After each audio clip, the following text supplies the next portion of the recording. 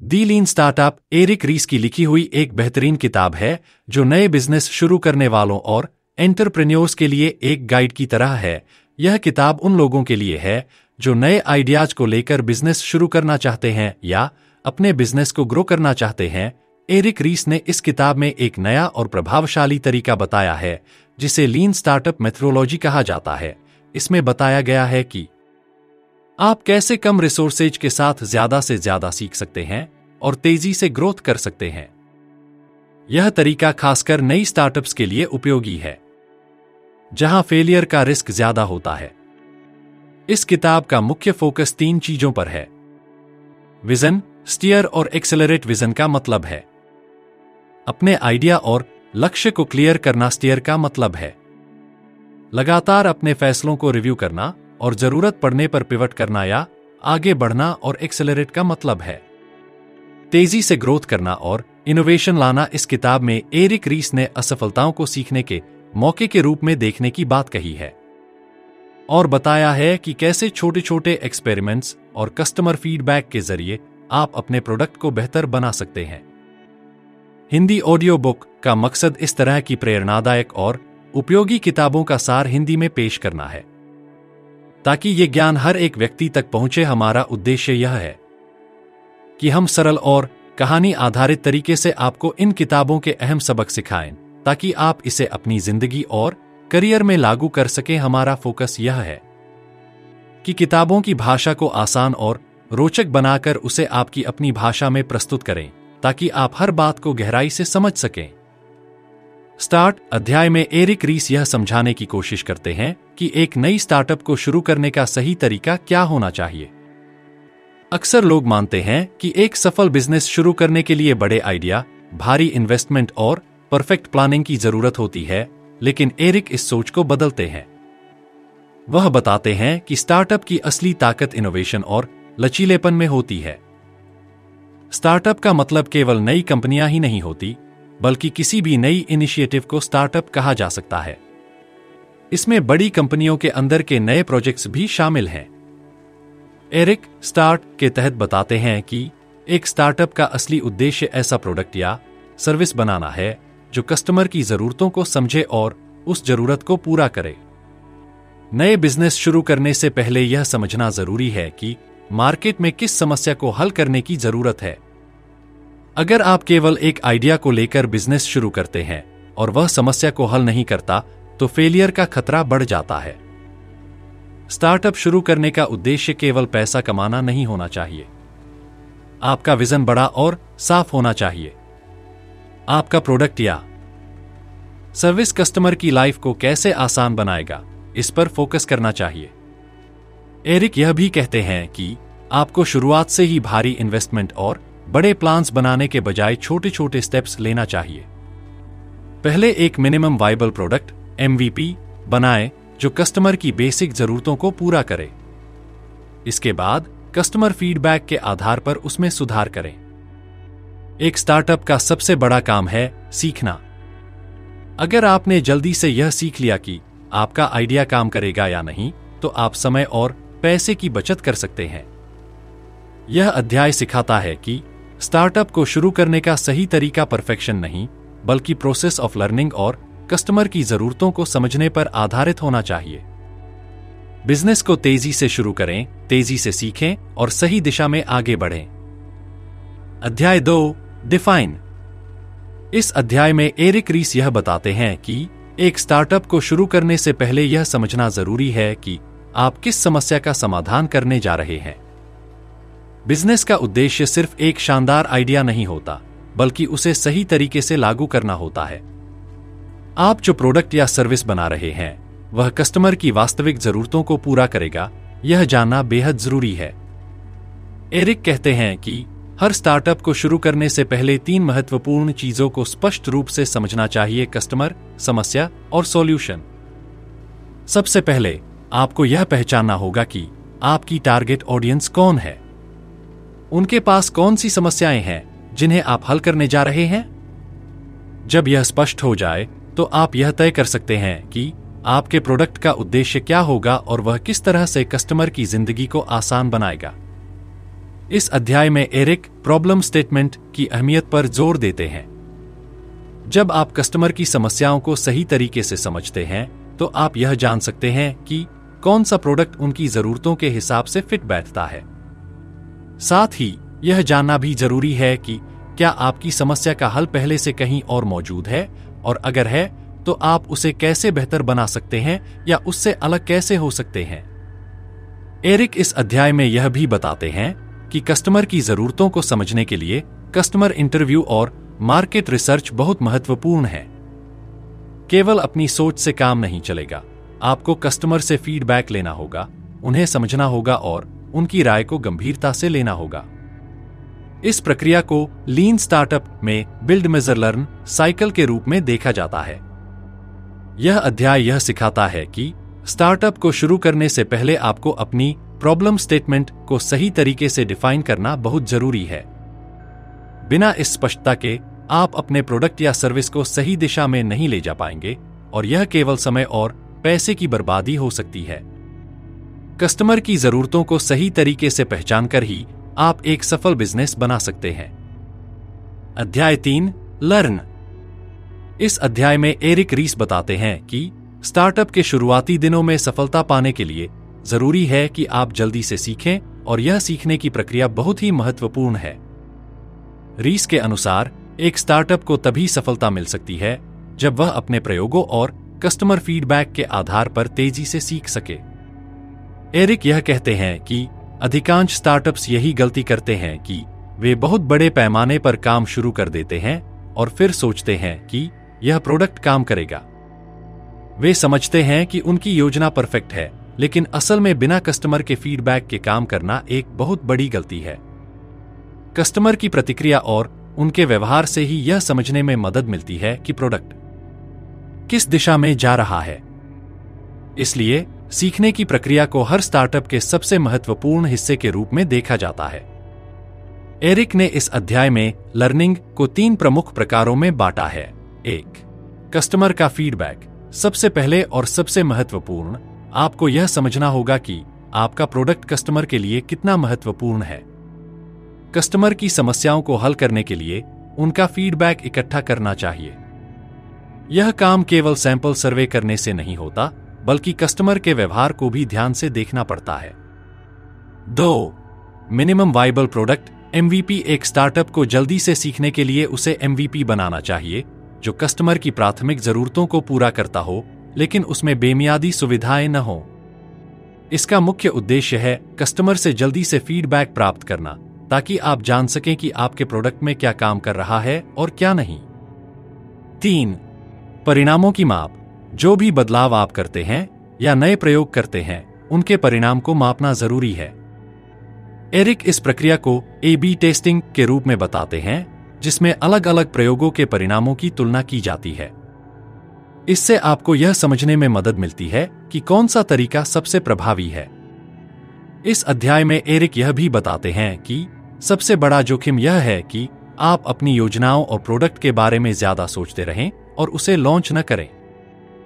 Startup के लिए सबसे महत्वपूर्ण है फेल फास्ट और लर्न फास्ट की रणनीति अपनाना, यानी जितनी जल्दी आप फेल होते हैं उतनी जल्दी आप सीख सकते हैं और अपनी योजनाओं को सुधार सकते हैं।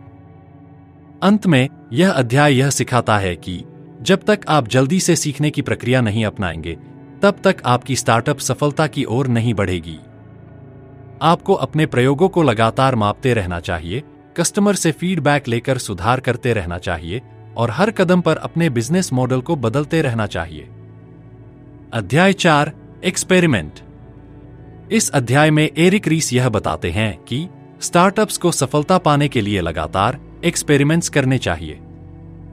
व्यापार में जोखिमों से बचने के लिए परंपरागत तरीके से सोचने की बजाय आपको नए तरीके आजमाने चाहिए, जिनसे आप जल्दी से सीख सकें और बदलाव कर सकें। एरिक के अनुसार एक स्टार्टअप की असली ताकत इन एक्सपेरिमेंट्स में छिपी होती है। एरिक कहते हैं कि हर स्टार्टअप के लिए यह जरूरी है कि वह एक सिस्टमेटिक तरीके से प्रयोग करें, ताकि उसे पता चल सके कि क्या काम कर रहा है और क्या नहीं। इस प्रक्रिया को साइंटिफिक मेथड के रूप में देखा जा सकता है, जिसमें हर कदम पर डेटा और कस्टमर फीडबैक के आधार पर निर्णय लिए जाते हैं। यह सिस्टम ही स्टार्टअप को सफल बनाने में मदद करता है। इस अध्याय में एरिक ने बिल्ड मेजर लर्न साइकिल को फिर से रेखांकित किया है, जिसमें हर प्रयोग एक छोटा सा निर्माण बिल्ड होता है, उसके बाद उसे मापने मेजर का काम आता है और अंत में सीखा लर्न जाता है कि क्या यह प्रयोग सफल था या नहीं। हर एक्सपेरिमेंट के दौरान स्टार्टअप को यह जानने की कोशिश करनी चाहिए कि क्या उनके द्वारा बनाया गया प्रोडक्ट कस्टमर की असली समस्याओं को हल कर रहा है या नहीं। एरिक यह भी बताते हैं कि आपको फेलियर से डरने की बजाय उसे एक सीखने के अवसर के रूप में देखना चाहिए। जब आप जल्दी से प्रयोग करते हैं और उसे सही तरीके से मापते हैं, तो आपको जल्दी से यह पता चलता है कि क्या चीजें सही दिशा में जा रही हैं। इस अध्याय में एरिक यह महत्वपूर्ण बात भी कहते हैं कि एक स्टार्टअप के लिए समय की कमी और प्रोसेस का दबाव एक बड़ी चुनौती हो सकती है। इसलिए नए प्रयोगों को करने से पहले यह तय करना कि आपके पास कितने संसाधन हैं और आप क्या करने के लिए तैयार हैं, यह बहुत जरूरी है। यह अध्याय यह सिखाता है कि एक स्टार्टअप को सफलता पाने के लिए एक्सपेरिमेंट्स की एक लंबी श्रृंखला करनी चाहिए। हर प्रयोग से सीखने की प्रक्रिया को अपनाएं और जिस दिशा में आप सबसे ज्यादा सीख पा रहे हैं, उसी दिशा में अपने प्रयासों को बढ़ाएं। इससे न केवल आपका प्रोडक्ट बेहतर बनेगा, बल्कि आपको यह भी समझने में मदद मिलेगी कि आपके कस्टमर की असली जरूरतें क्या हैं। अध्याय 5 माप। इस अध्याय में एरिक रीस बताते हैं कि एक स्टार्टअप की सफलता को केवल अच्छे आइडिया से नहीं मापा जा सकता, बल्कि इसे सही तरीके से मापने के लिए विश्लेषणात्मक और डेटा आधारित दृष्टिकोण अपनाना चाहिए। जब आप नए प्रयोग कर रहे होते हैं और तेजी से सीख रहे होते हैं, तो यह जरूरी है कि आप उन बदलावों और सुधारों को सही तरीके से मापें, ताकि आप जान सकें कि क्या वास्तव में कुछ काम कर रहा है या नहीं। एरिक का कहना है कि हर स्टार्टअप को यह समझना चाहिए कि क्या काम कर रहा है और क्या नहीं काम कर रहा है। इसका मतलब यह नहीं कि आप केवल मापने के लिए मापें, बल्कि आपको उन मापों के आधार पर अपने फैसले लेने होंगे। यदि आप केवल अपनी जरूरतों या इच्छाओं के हिसाब से बदलाव करते हैं, तो यह संभव है कि वह कस्टमर के लिए कारगर साबित न हो। इस अध्याय में एरिक ने वैलिडेशन लर्निंग के सिद्धांत को विस्तार से समझाया है। इसका मतलब है कि आपको अपने डेटा और कस्टमर फीडबैक का सही तरीके से विश्लेषण करना चाहिए, ताकि आप जान सकें कि आपके प्रोडक्ट ने सही दिशा में सुधार किया है या नहीं। वैलिडेशन लर्निंग का उद्देश्य यह है कि आप जो भी प्रयोग कर रहे हैं, वह वास्तविक परिणामों पर आधारित हो और किसी भी निराधार विचार या सिद्धांत से न हो। एरिक बताते हैं कि जब आप किसी नया प्रयोग कर रहे होते हैं, तो स्मार्ट मीट्रिक्स का उपयोग करना बहुत महत्वपूर्ण है। ये मीट्रिक्स आपको यह जानने में मदद करते हैं कि आपके स्टार्टअप में जो बदलाव किए जा रहे हैं, उनका कस्टमर पर क्या असर हो रहा है। वे स्मार्ट मीट्रिक्स को लीड मीट्रिक्स और लैग मीट्रिक्स में बांटते हैं।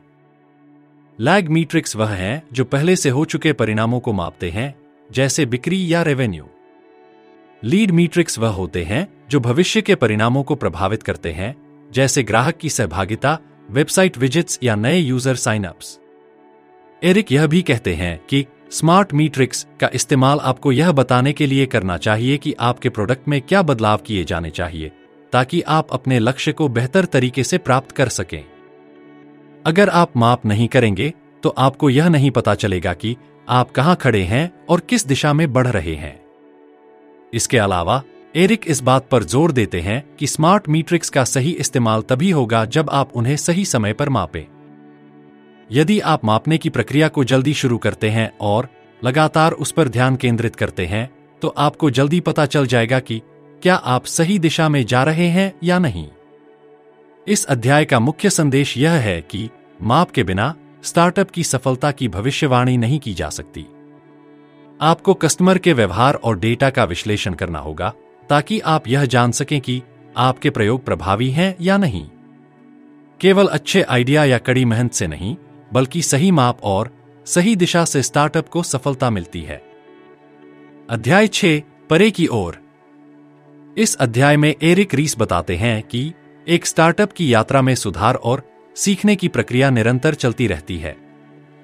शुरुआत में जब आप नए प्रयोगों और मिनिमम वायबल प्रोडक्ट MVP के साथ काम कर रहे होते हैं तो बहुत से प्रश्नों और संशयों का सामना करना पड़ता है। लेकिन जैसे जैसे आप धीरे धीरे कस्टमर फीडबैक प्राप्त करते हैं और उसमें सुधार करते हैं, आप अपने बिजनेस को अगले स्तर पर ले जा सकते हैं। इस प्रक्रिया में पिवट और परसिस्ट के सिद्धांतों का पालन करना जरूरी होता है। एरिक यह समझाते हैं कि किसी स्टार्टअप के लिए यह जानना बहुत महत्वपूर्ण है कि उसे कब पिवट यानी अपनी दिशा बदलने करना चाहिए और कब परसिस्ट जारी रखना करना चाहिए। पिवट का मतलब होता है कि आपने जो रास्ता चुना था वह सफल नहीं हो रहा है और अब आपको अपने प्रोडक्ट या बिजनेस मॉडल को बदलने की आवश्यकता है। वहीं परसिस्ट का मतलब है कि आपने सही दिशा में शुरुआत की है, लेकिन थोड़ी और मेहनत और समर्पण से आप उस दिशा में सफलता प्राप्त कर सकते हैं। एरिक का कहना है कि पिवट या परसिस्ट का निर्णय पूरी तरह से कस्टमर के फीडबैक और आपके द्वारा मापे गए परिणामों पर आधारित होना चाहिए। अगर आपको लगता है कि आप सही दिशा में काम कर रहे हैं तो आप परसिस्ट कर सकते हैं।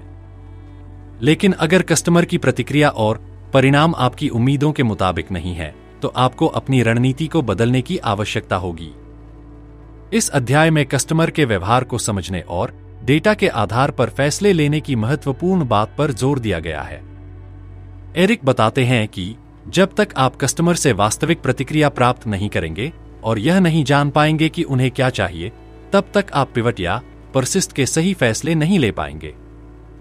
एरिक ने यह भी बताया कि स्टार्टअप के जीवन चक्र में कभी भी स्थिरता नहीं आती। हर नई चुनौती और नया अवसर एक नए प्रयोग और सीखने की प्रक्रिया के रूप में आता है। एक स्टार्टअप को यह समझना चाहिए कि हर पिवट एक नई शुरुआत है और इसका मतलब यह नहीं कि आपके पहले किए गए प्रयोग या प्रोडक्ट में कोई कमी थी, बल्कि यह सीखने की प्रक्रिया का हिस्सा है जिसमें आप अपने लक्ष्य को हासिल करने के लिए बेहतर तरीके से काम कर रहे होते हैं। अंततः यह अध्याय यह सिखाता है कि स्टार्टअप का सफर कोई सीधी रेखा नहीं है, बल्कि यह एक निरंतर विकसित होती प्रक्रिया है। पिवट और परसिस्ट के बीच का चुनाव कस्टमर से मिले डेटा और फीडबैक के आधार पर किया जाना चाहिए। जब तक आप लगातार सुधारते हैं और सीखते हैं, तब तक आपका स्टार्टअप सफलता की ओर बढ़ता रहेगा। अध्याय 7 इनोवेशन। इस अध्याय में एरिक रीस बताते हैं कि किसी स्टार्टअप की सफलता का मुख्य कारण इनोवेशन होता है, यानी निरंतर नए विचारों और समाधानों का विकास। हालांकि कई स्टार्टअप्स अपनी शुरुआत में बहुत सारे प्रयोग करते हैं, लेकिन उनका असली उद्देश्य सिर्फ कुछ नया और प्रभावी बनाना नहीं होता।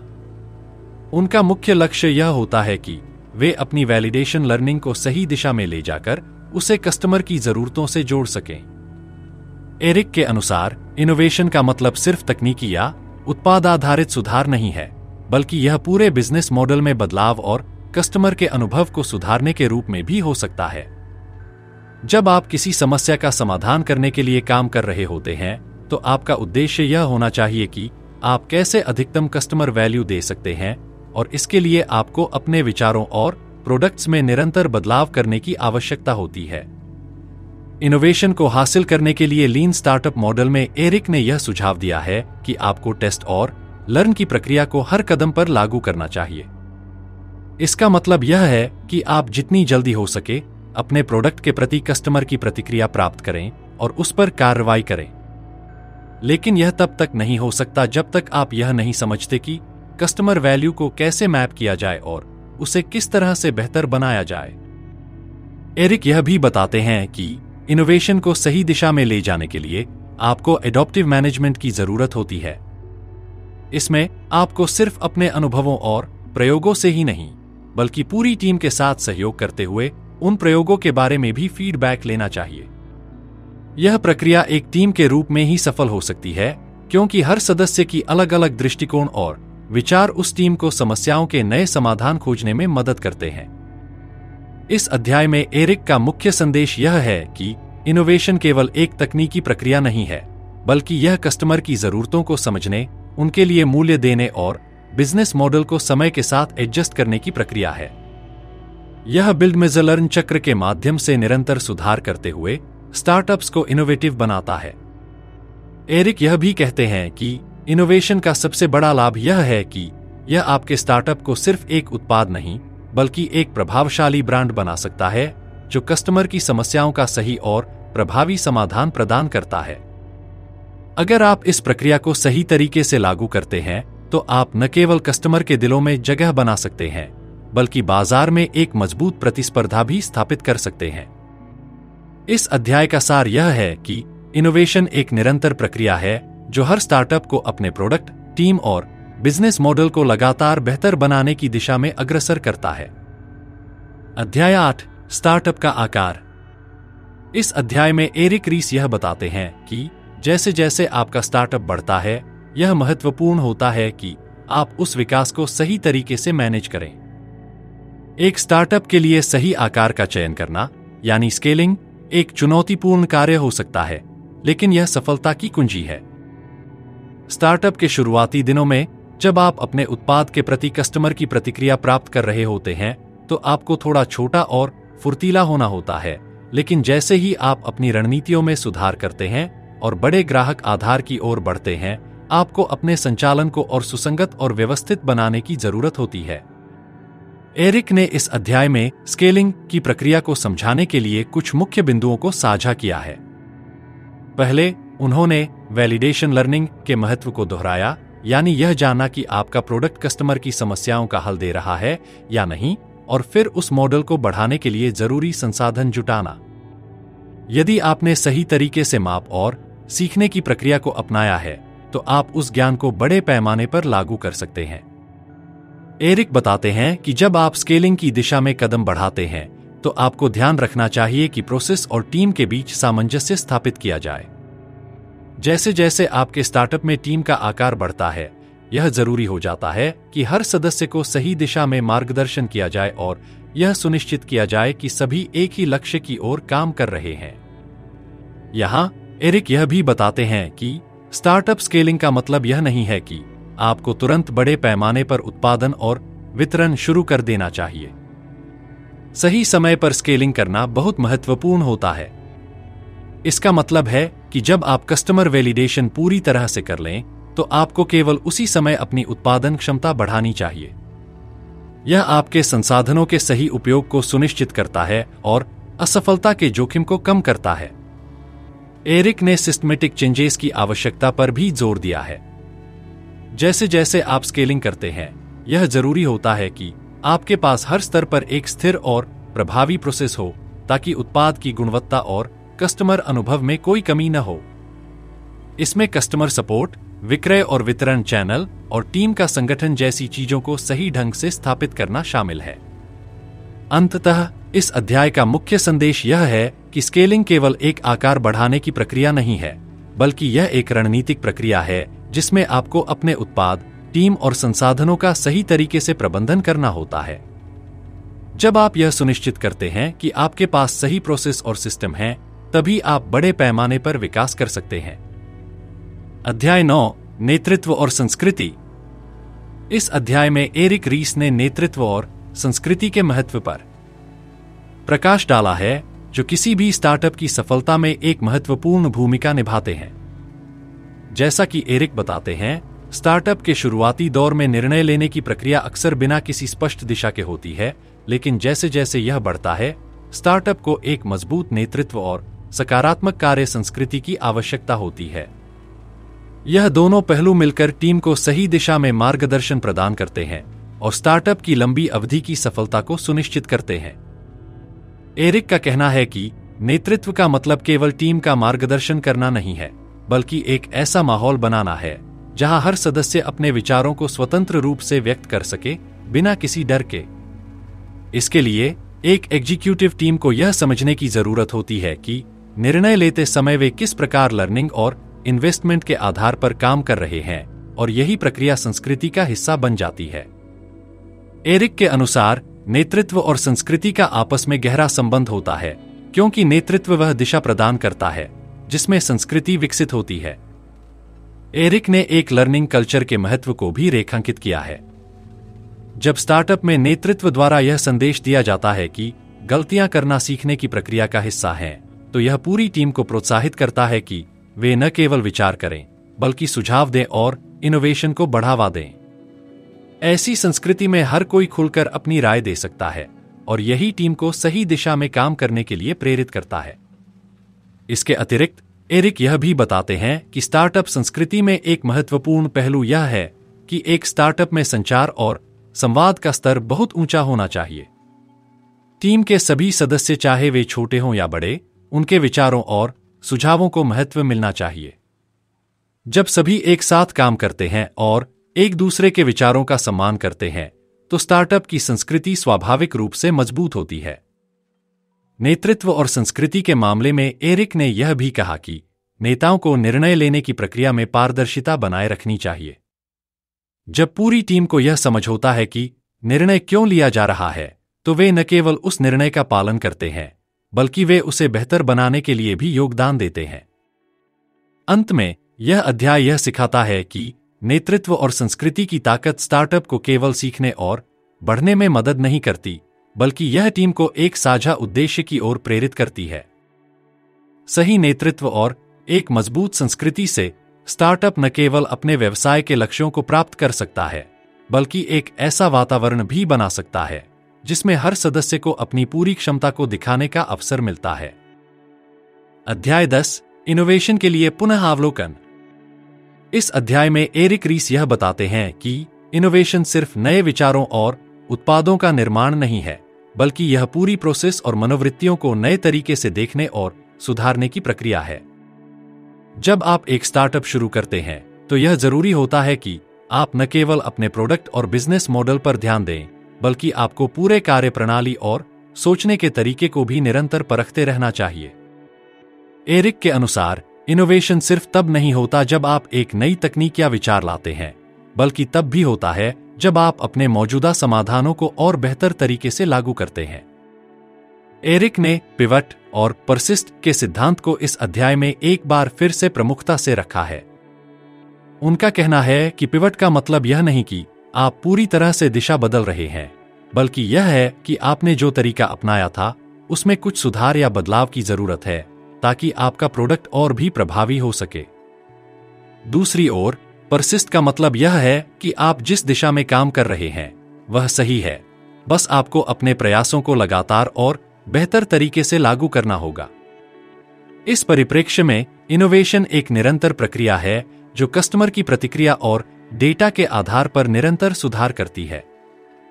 एरिक रीस इस अध्याय में यह भी बताते हैं कि टीम और नेतृत्व को एक साथ काम करने की आवश्यकता होती है, ताकि वे यह सुनिश्चित कर सकें कि सभी के प्रयास एक समान दिशा में हैं।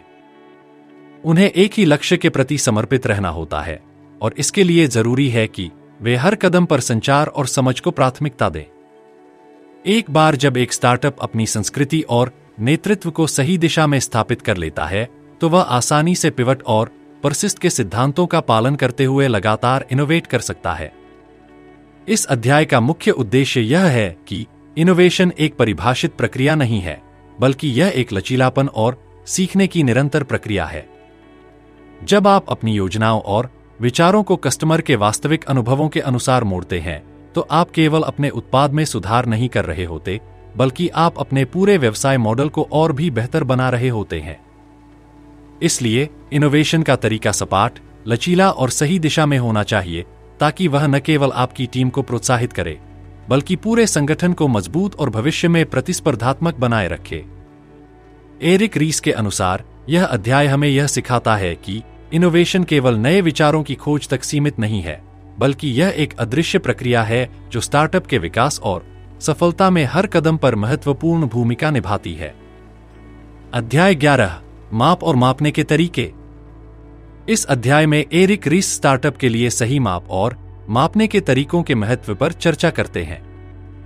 वह यह बताते हैं कि किसी भी स्टार्टअप के लिए सफलता का मूल्यांकन करना बहुत महत्वपूर्ण होता है, और इसके लिए केवल पारंपरिक मापदंडों जैसे बिक्री या लाभ पर निर्भर नहीं होना चाहिए, बल्कि स्टार्टअप को अपनी प्रगति और सफलता को मापने के लिए ऐसे कुंजी प्रदर्शन संकेतक KPIs का उपयोग करना चाहिए, जो न केवल व्यावसायिक दृष्टिकोण से बल्कि कस्टमर के अनुभव और सीखने की प्रक्रिया से भी जुड़ी हो।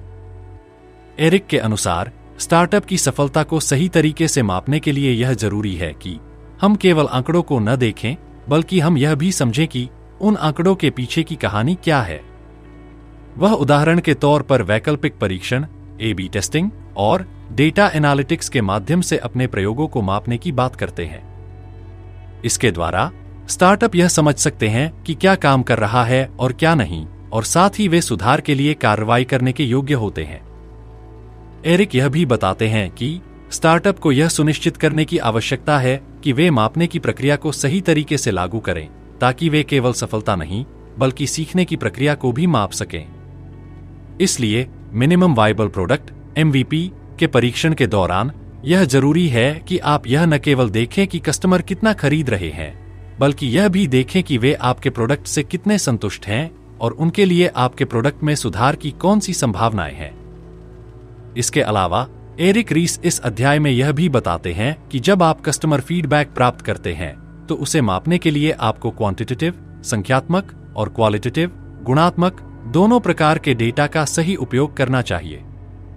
क्वांटिटेटिव डेटा आपको यह बताएगा कि कस्टमर कितनी बार आपके प्रोडक्ट का उपयोग कर रहे हैं, जबकि क्वालिटेटिव डेटा आपको यह समझने में मदद करेगा कि कस्टमर प्रोडक्ट के बारे में क्या महसूस कर रहे हैं और उनकी असल जरूरत क्या है। एरिक ने यह भी कहा कि मापने का उद्देश्य यह नहीं है कि आप केवल बड़ी सफलता को ही पहचानें, बल्कि यह भी है कि आप माइक्रो लर्निंग से यह समझ सकें कि आपके लिए कौन सी छोटी छोटी सफलताएं महत्वपूर्ण हैं।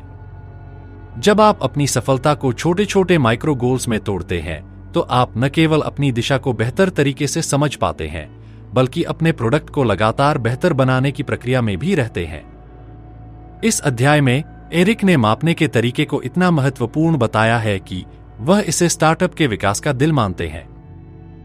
यदि आप सही तरीके से मापते हैं तो आप न केवल अपनी विकास दर को समझ सकते हैं, बल्कि आप कस्टमर के अनुभव को और बेहतर बना सकते हैं, जिससे आपकी लर्निंग और सुधार की प्रक्रिया में तेजी आएगी। अंततः यह अध्याय यह सिखाता है कि किसी स्टार्टअप को सफल बनाने के लिए सही माप और मापने की प्रक्रिया जरूरी है, ताकि आप केवल कसौटी पर ही नहीं बल्कि सीखने और सुधार के दृष्टिकोण से भी अपनी सफलता का मूल्यांकन कर सकें।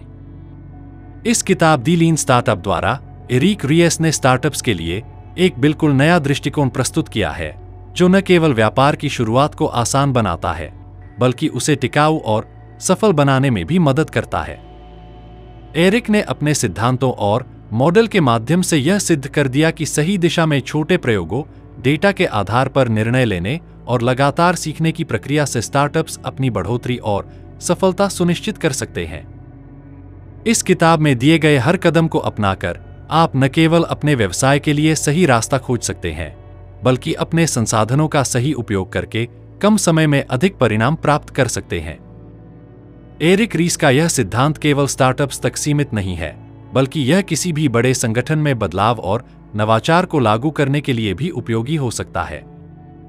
दी लीन स्टार्टअप हमें यह सिखाती है कि असफलता से डरने के बजाय उसे सीखने का अवसर माने, क्योंकि सही दिशा में निरंतर प्रयास ही सफलता की कुंजी है। अब इस हिंदी ऑडियो बुक की समापन की ओर बढ़ते हुए हम आशा करते हैं कि आपने इस किताब के हर अध्याय से कुछ महत्वपूर्ण सीखा होगा, जो आपके जीवन और व्यवसाय में प्रभावी बदलाव ला सकता है। हिंदी ऑडियो बुक के जरिए हम इस तरह के बेहतरीन विचारों और ज्ञान को आपके पास लाने का प्रयास करते हैं, ताकि आप हर पुस्तक से अपनी सफलता की दिशा में कुछ नया सीख सकें। अगर आपको यह ऑडियो बुक पसंद आई हो तो कृपया हमारे चैनल को सब्सक्राइब करें और इस ज्ञान को दूसरों तक भी पहुंचाएं। हमारा उद्देश्य है कि आप हर नई किताब से कुछ विशेष सीखें और उसे अपनी जिंदगी में लागू करें। हम अगली किताब के साथ जल्द ही फिर मिलेंगे। तब तक खुश रहें और सफलता की ओर कदम बढ़ाते रहें।